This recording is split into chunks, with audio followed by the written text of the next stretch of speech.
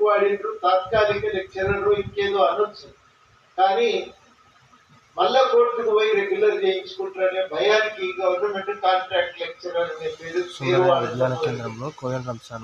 Contract lecturer అనే పేరు కూడా సుప్రీంకోర్టు తీర్పు ఇచ్చింది. సమాన పనికి సమాన వేతనం చెల్లించాల్సిందే.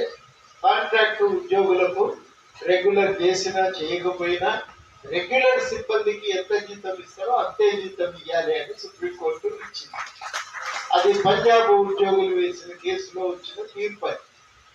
ఈ తీర్పు వచ్చిన తర్వాత వచ్చిన పదం కేసు తప్పించుకోవడానికి, జీతాల నుంచి బాధ్యత నుంచి తప్పించుకోవడానికి అప్పటికి ప్రభుత్వాలు వేసినటువంటి ఎత్తుగడ గెస్ట్ ఫ్యాకల్టీ అనే మరో పదం ముందుకొచ్చి మొత్తం మీదనైతే జీతాలు ఇవ్వకుండా కాలేజీని నడపాలి. ఎక్కడ నడిస్తే అవి నడవే కదా. ఎంతమంది 1600 మంది గెస్ట్ లెక్చరర్లు